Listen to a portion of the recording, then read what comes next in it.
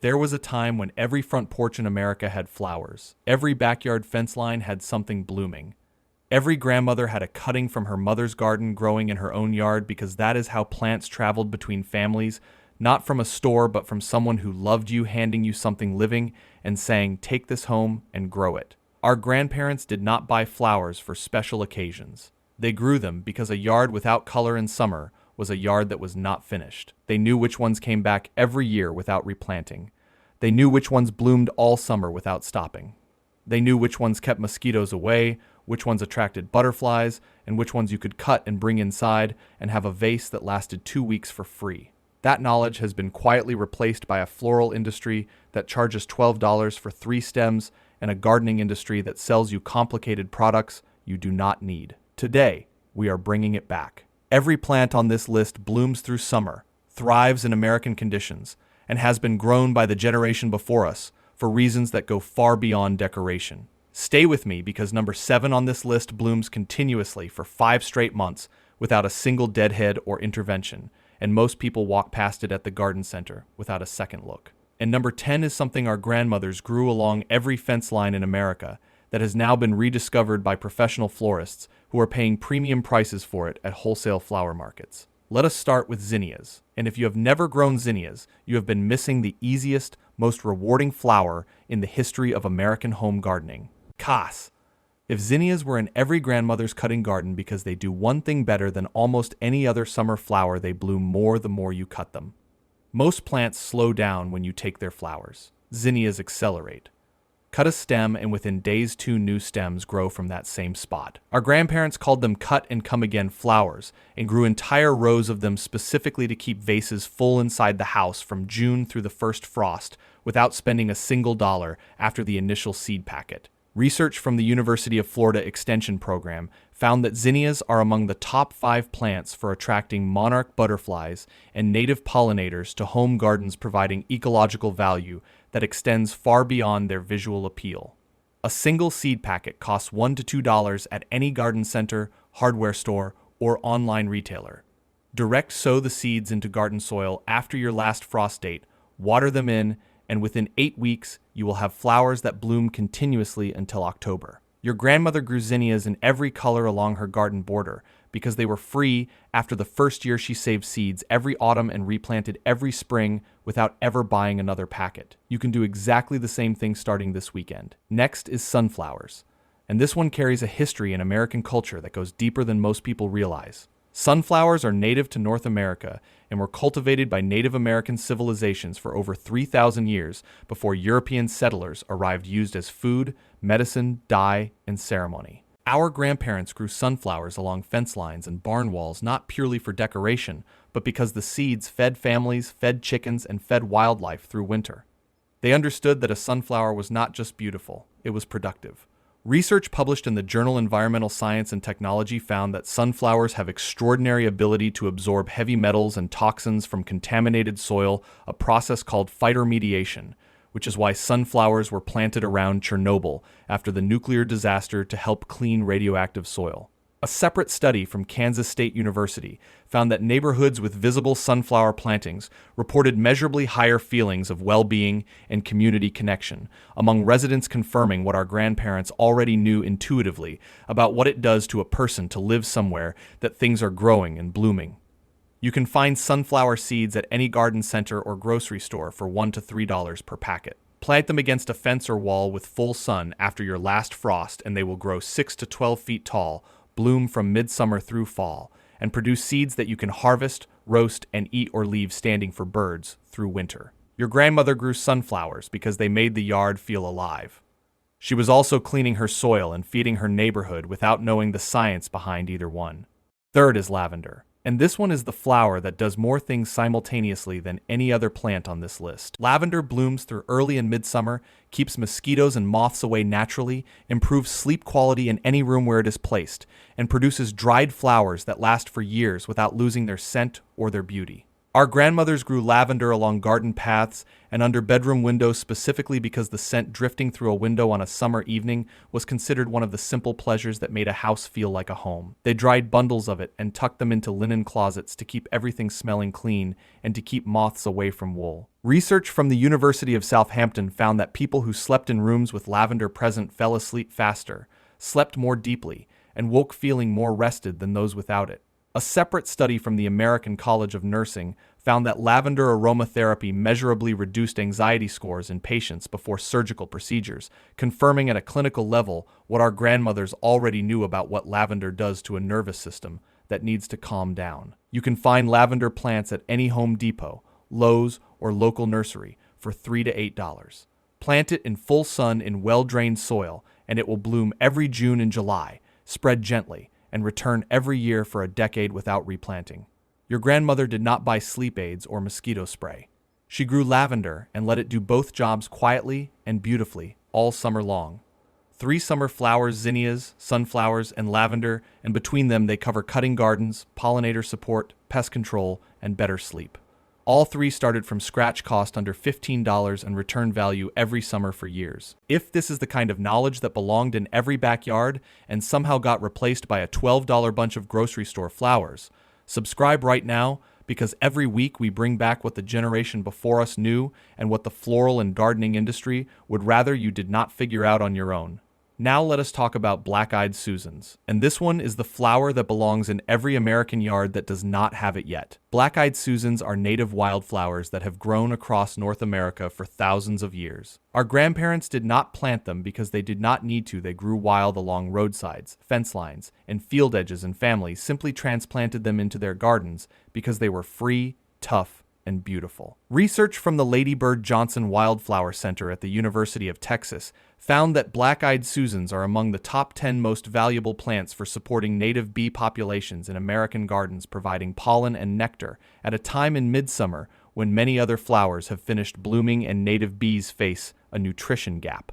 A separate study from the National Wildlife Federation found that yards planted with native wildflowers, including black-eyed Susan, support up to 4 times more wildlife species than yards planted exclusively with non-native ornamental plants. You can find black-eyed Susan plants at most garden centers for $3 to $5 or seed packets for $1 to $2. Plant them in full sun, water them through their first season, and then leave them completely alone. They will self-seed, spread naturally, and return every year with more plants than you started with. Your grandmother transplanted them from the roadside because they were free and they were beautiful. They are still free if you know where to look, and they are more ecologically valuable today than they have ever been. 5th is coneflower echinacea. And yes, this is the same plant used medicinally for immune support, and it is also one of the most beautiful summer flowers you can grow. The pink and purple daisy-like blooms appear from midsummer through early fall.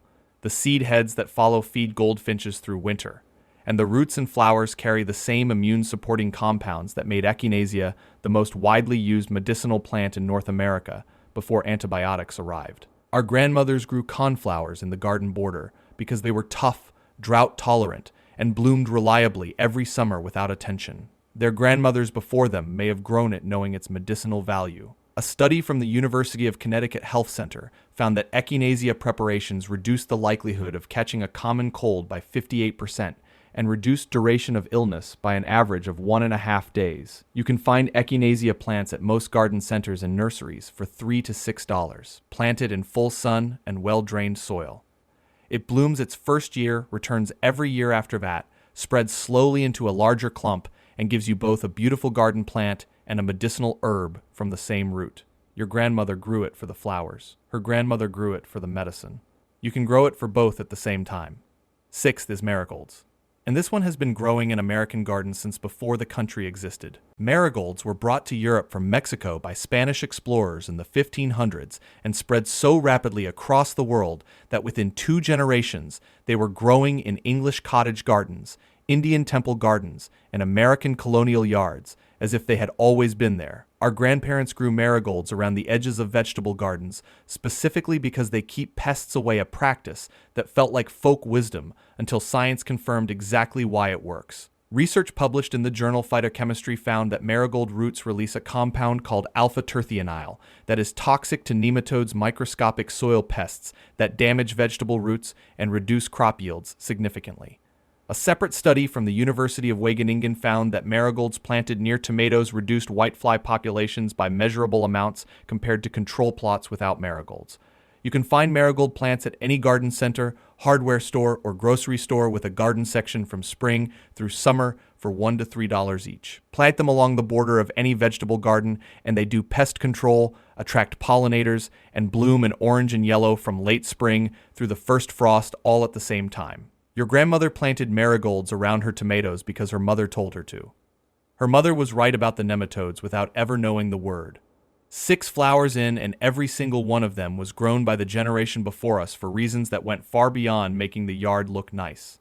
Comment below which of these is already growing in your yard right now, and which one are you planting this season. Tell me your climate and your space, and I will tell you exactly which one fits best. Now let us talk about dahlias. And this is the flower that professional florists charge the most for, and that our grandmothers grew in the backyard without making a special occasion of it. Dahlias bloom from midsummer through the first frost in an extraordinary range of sizes and colors, from small pom-pom varieties the size of a golf ball to dinner plate dahlias the size of a dinner plate in every color except true blue. They are the flower that stops people on the sidewalk, the flower that guests ask about at every garden party, and the flower that wholesale flower markets currently cannot keep in stock from July through October because demand from professional florists and event designers consistently exceeds supply. Research from Oregon State University Extension Program found that dahlias are among the highest value cut flowers available to small-scale home growers, with individual stems selling at farmers markets for $3 to $6 each and mixed bouquets for $15 to $40. You can find dahlia tubers at most garden centers and online retailers in spring for $2 to $8 per tuber. Plant them after your last frost in full sun, water consistently, and they will bloom prolifically from July until cold weather stops them. Dig the tubers in fall, store them through winter, and replant every spring for free. Your grandmother grew dahlias because they were the most spectacular thing in the summer garden. She was also growing the most commercially valuable cut flower available to a home gardener without knowing the market value of what she had. 8th is cosmos. And this one is the flower that asks for the least and gives back the most of anything on this list. Cosmos grows in poor soil, tolerates drought, requires no fertilizer, reseeds itself every year without any help, and produces delicate feathery flowers in pink, white, and magenta from midsummer through frost that look expensive in a vase and cost almost nothing to grow. Our grandmothers grew cosmos in the corners of the yard, where nothing else would grow well in thin soil, in hot, dry spots, along driveways and sidewalks, because cosmos does not need good conditions to thrive. It actually performs better in slightly poor soil than in rich garden beds. Research from the Rodale Institute found that cosmos is one of the most effective plants for attracting beneficial insects, particularly parasitic wasps and lacewings that prey on common garden pests like aphids, caterpillars, and whiteflies, providing natural pest control that reduces the need for any intervention in surrounding plantings. A single seed packet costs $1 to $2 and contains enough seeds to fill an entire garden border. Direct sow after your last frost, water once to establish, and then leave them entirely alone. They will bloom until October, drop their seeds, and reappear next year without you doing anything at all. Your grandmother grew cosmos in the difficult spots of the yard because nothing else would grow there. She was also running a beneficial insect habitat without knowing the entomology behind it. 9th is hydrangea. And this one carries a specific place in American garden history that most people have never thought about. Hydrangeas were among the most commonly grown flowering shrubs in American front yards throughout the early and mid-20th century, not because of any gardening trend, but because they were shared between neighbors, passed between family members as rooted cuttings, and planted at the corners of porches and along fence lines as a matter of course. Our grandmothers grew hydrangeas because their mothers gave them a cutting when they got their first house. That cutting became a shrub. That shrub produced more cuttings for the next generation. Research from Clemson University Cooperative Extension found that hydrangeas are among the longest-lived flowering shrubs in American gardens, with documented specimens over 100 years old, still blooming reliably in historic gardens across the Southeast. A separate study from the University of Georgia found that dried hydrangea blooms retain their decorative value for up to 3 years, when properly dried, making them one of the most cost-effective sources of long-lasting floral decoration available to any home gardener. You can find hydrangea plants at most garden centers and nurseries for $8 to $25, depending on size. And the last summer flowering plant on this list is sweet peas. And this is the one that professional florists at wholesale flower markets are currently paying premium prices for, and that our grandmothers grew along every fence line and trellis in America without thinking twice about it.